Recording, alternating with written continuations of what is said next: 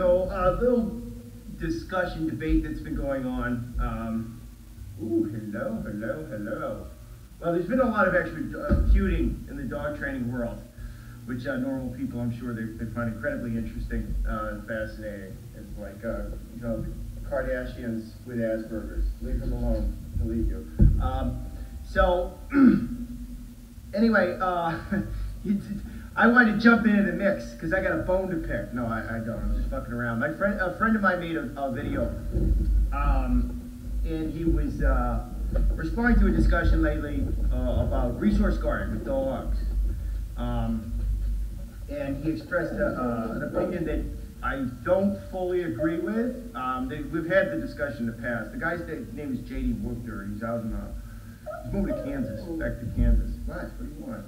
So he's a phenomenal dog trainer, and I don't really disagree with him, what he said. Certainly not in principle, kind of, sort of, maybe not really, I don't know. But I get what he said. What he said was it doesn't sit well with him when he walks by a dog, and the dog either growls at him, and I had said previously with Elvis, who's supposed to be on place right now, but he's retired, so I guess he does whatever he wants. Right, Elvis? Come here, buddy. I let it go. Hyper-aggressive dog. He had issues once it was in his possession. Now, what I differentiate between when something is in a dog's possession, particularly food, it's a little different with toys and stuff like that. But with food, once it is in a dog's possession, it's theirs. Now, I think that dominance relationships and social dominance is a real thing with dogs. I'm not going to get into that discussion. But they go out the window once you start to have an ownership zone. So when you have an unclaimed resource between two dogs, right? And there's an established relationship between those two dogs, the more socially dominant dog has first right to that resource because it's unclaimed.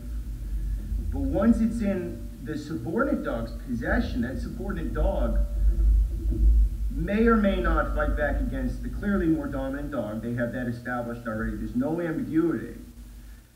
Because it's in his possession, there's a survival instinct that kicks in. And it may not matter how many times he gets his ass kicked, depending upon the dog. Now, certain breeds, I think, with higher defensive aggression that have had defensive, and there are all different kinds of aggression. Defensive aggression has been deliberately enhanced in certain breeds, along with territorial aggression in dogs like the Rottweiler, the Cane Corso, which are my dogs. I mean, off the meter defensive aggression, where if they feel that a member of their family is threatened or they themselves are threatened, they will go to another level in terms of fighting. It just goes off and they go nuclear. That's just wild. And this is why I think that they should actually be used in police work more. Not in the military, because they're weather sensitive and they're too big, but I think that defensive aggression is the primary thing that you use in real world protection work. The territorial stuff is actually kind of a pain in the ass, unless you really, really want a watchdog. But they tend to go hand in hand, typically. Not always, but a lot of times. Predatory aggression is its own thing. It's a lot different. But the other forms of aggression, there's an element of fear to all of them. And I think that dogs with elevated defensive aggression, along with elevated territorial aggression, they're going to have a harder time with ownership zones once it's in their possession, right? Because these are survival instincts that kick in. So what you're doing is, if you're dealing with a dog like the Cane Corso, who you may have a great relationship, okay? And there's no ambiguity about that. Like, this is not a dog that's vying for social position. He's not socially ascendant. He's not trying to challenge you. But he has these deeply ingrained instincts, just like in like a Mao. Dude, look at the fucking balls, like, because their prey drive is off the meter. Well, once you suck that out of a Cane Corso,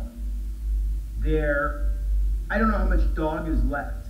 This is shit that needs to be channeled, just like with the males. You know, you can't get rid of that prey drive. The only way is you give them outlets so that it's kind of channeled healthily, and then they're not going to be as obsessive about it, right? So like, they don't care as much about the squirrel anymore because they get to bite, you know, they get to bite the decoy, or at least they get to chase the ball or something, right? So, you know, it's the same thing with like a Cane Corso, but my point is that in order to remove that fierce, I don't think of it as really resource guarding. I think it is resource ownership at that point, when it comes to a primary resource, like food at feeding time, and it's already been given to him in his possession. I look at that as you would have to really, really suck the soul out of him by drastically reducing these hugely exaggerated instincts of defensive and territorial aggression, which are basically inherent to the breed, and they represent the constituent core of what the breed is actually about. I think to get rid of it, you'd have to just suck the soul out of him.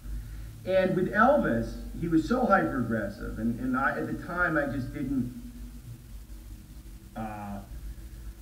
I had a very rudimentary, despite growing up around a lot of dogs, I had a very rudimentary understanding of what was driving canine behavior, and it was still more of like a Caesar Milan kind of puff your chest out, show me the boss kind of thing. And I hit a point with Elvis where I was just going to be out and out abusing the shit out of him, where I had to start using my mind more and understanding things like this a little bit more nuanced, okay? And so with certain types of dogs, when it comes to something, really specifically, this is basically just related to feeding time, it's more, I view it as a purely management issue. I feed the dog, I feed him in his kennel. Once it's his, I leave it alone. It's his time. Give him space. I'm not, you know, he's not asking for much. So I'll give him space, and I do it with the understanding that, like, he's not freaking out like trying to get at me. I'm giving him just he's just, in the past, it's been more like, dude, I'm trying, you know, fucking give me a little space, I'm gonna flip out, you know. It was more like that. And I view it as just a hardwired kind of instinct almost. Difference of opinion, this has nothing to do with fucking shit. I'm just fucking around. But it was actually an interesting, because what he said was, it doesn't sit well with me. It doesn't sit well with me either. You know, I'm the same fucking way. And so I guess he's right. You know what I mean? And he had his dogs were eating on placemats. I do that sometimes with the dogs on placemats. I don't do it with Elvis. I will do it with Elvis. He's older now, he's come. Don't do it with Dewey, who doesn't do that with me. By the way, when Dewey eats, I drop his food down, and he's like, he really waits. I've never taught him that. And I think what he's doing is he doesn't want to do what Elvis does, because we're cool, you know, like, and maybe I was probably even a little too hard on Dewey when he was young. And he doesn't want to fuck up. Because I think he knows, like, I don't think this is a conscious thing, obviously, like a human plan it out in their head, but I think that it's like, he's like, I'm gonna go crazy if he's too close when I eat. And he waits until I close the door and put the shade down on his kennel cover. And I think it's like he's trying to manage himself because he doesn't want to fuck up. I know that sounds anthropomorphic. I really think that's what's going on. Because really what it is I've inhibited his aggression. It's at least with me, because he's thoroughly subordinated toward me. But I think if I was ever to make him feel super duper threatened, like I might really hurt him, I do think he'd bite me. And I don't think there's anything I could do to get rid of that instinctual urge. That is heightened defensive aggression, which his is on a whole different level. Again, these are deeply embedded instincts in dogs, and I think that this is something that, like, you don't see with dogs that have been bred to have higher, like, prey drives. It's not really so much of an issue. You can come across it, definitely, but it's, with certain breeds, you're just dealing with a whole different set of instinctual urges, you know, and I think that those really need to be appreciated, and you learn a lot. You know, I've never owned a herder, and when I do, I'm going to learn a ton, you know, and I think that when you own a specialized breed like the Cane Corso, which is just a super exaggerated kind of dog in terms of certain features of their personality, specifically defensive aggression, territorial aggression, and hyperintelligence as well. You learn a lot about that kind of dog, you know, because they're just so straight. So when I ever own a Mal or a Dutchie, I'm going to learn a ton. I mean, I've worked with them, but owning one's a different deal. So I just have through experience, I developed a different perspective on this, and I view feeding as more of a management issue. Now, I've had dogs, though, here's where I draw the line. I need to, when it's in my possession, if you growl at me, we've got business, because it's in my possession now, motherfucker. So you are so socially ascendant, you think that it's okay to challenge me for the food. Well, guess what? It isn't. I'm the bigger, badder dog. I'm being challenged for social position over a resource, because that dog in his eye has developed entitlement toward that resource. It's in my possession. Never mind, it's unclaimed. If it's in between us, he should defer to me. You know what I'm saying? Once it's given to him, it's his. And it doesn't matter if I'm the more socially dominant in the relationship. Certain dogs, because of certain instincts, I think they might bite you. And they won't mean to, and it's not because they're challenging you. Whereas and that's a sort of a breed thing that you see in certain breeds. But if it's unclaimed, or worse, it's in my possession, the dog growls or even lunges, he's got an entitlement issue toward a resource, and he views you as a subordinate. That's how I interpret that. And those are some of the hardest, worst dogs to train. They tend to be smaller. They tend to be poorly bred. They tend to have an owner who just inadvertently either spoiled the shit out of them or just was sending all kinds of crazy wrong messages to the dog about resources, whatever. The dog's probably naturally upwardly socially mobile to begin with, like almost like a baboon, like a primate, you know. And this is the kind of stuff that I have a problem with. So, but once it's in their possession, I leave them alone and I feed them in their kennel. And if I had kids, I wouldn't do anything differently. And I would tell the kids, and this is something my parents' generation understood. I would say, leave the fucking dog alone when he's eating. Stay away from the dog. And by the way, I think, was it Jean Donaldson, one of those like New Age Nazi positive gurus? She said something to the same effect in some book, and I actually agreed with it. I was like, oh my God. Talking about how the previous generation understood that. And then she was like, dogs just can't say no anymore. And I guess, you know, my heart is with my buddy JT in terms of what he said. I went, what'd you say with me, motherfucker? You know what I mean? But like, I reached a point, Elvis broke me in a lot of ways. I had to make a decision on Elvis. I was either going to keep putting leashes on him and fuck his ass up and go into a level of just outright abuse with my favorite dog ever, or I was going to think a little bit more deeply about this stuff. So it's not always a black and white issue, and sometimes I've learned with certain kinds of dogs, just dogs would otherwise have a great relationship, you know. You gotta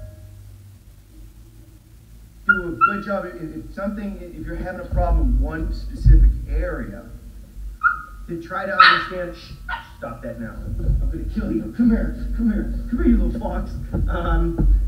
And in that one specific area, you know, there might be something else going on. So try to think your way through the problems that are up in the ante. And I hope that I'm not talking shit to them. I love you, JD. And you know what? You're probably fucking right. You know, what the fuck do I know? But this was an area of comfort. And it's not really in my nature. I'm very old school in my mind, and I've taught myself to just try to be a little bit more cerebral about some of this stuff. because my initial impulse is to just go be my Irish dad, like, what the fuck? You know what I mean? So I get it, and I think that with most dogs, this is an issue that you explain a great technique that you can do with the dog, what you basically do is you trade them, you would correct the growling, and then get them to back off from the food, and then you trade, say they're eating kibble, you give them raw meat. And this is a great thing to do with most dogs. But the question I've always asked myself is like, is this really necessary? You know what I mean? Like, do we really have to, when we can just put them in a kennel and then leave them the fuck alone? So tons of dogs get put down by like the ASPCA every year. Okay, because kids are fucking idiots and they go in, the parents haven't told them to leave the dog alone. They go in the dog's bowl, you know? And it's really usually when kids get bit, that's not why either. Kids get bit because there's a leadership void in the house and the dog thinks that the child is a subordinate, the dog's naturally socially ascendant. But it's the parents' fault always. So I think as trainers we should be promoting better understanding of canine behavior. And that involves, so to a certain extent, I think that we gotta let people know. We should revive that old thing, people with kids, you know, like just tell them to stay the fuck away from the dog in certain situations, you know. Now, the reason I have Quinn out is because she's had some resource issues, I guess, for their owner. And I don't know what that's all about because I haven't seen it. So I'm going to work on it with her and try to diagnose the problem. I'm sure it's easy. I'm sure it's not a big deal. We'll mostly do it through Tug. We'll work, you know, we'll do some food and stuff like that. But it's two different things, I think. Elvis, come here. Get out of here. Come. Elvie Pelvy, let's go, buddy. That's a boy, that's a boy, that's a boy. So I want to make a quick visual point before I end this. Come here, big guy. Come here. Get over here, you freak. So if you have a dog that looks like this, and they're doing stuff like that, and then you got a dog like this, and you have a good, maybe this one's a little spoiled, and then this one, you guys are cool. Like, he doesn't fuck with you, except for that one thing. This one there's probably some genetic factors at play. This one, you could probably do something about. You know what I mean? So, read the situation. You know, look at him. He looks like a Star Wars creature. Come here, you. He's getting fucking old. Come here. Get over here. You have to listen still. He's retired from listening. That's okay because you're so good. Look at him. Look at his fucking head.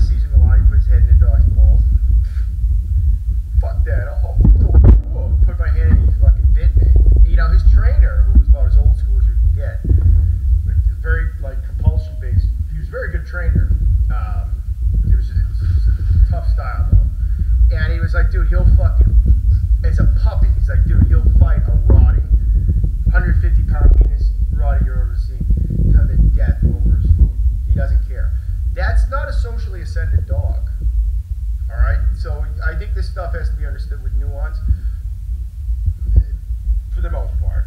But honestly, pet owners could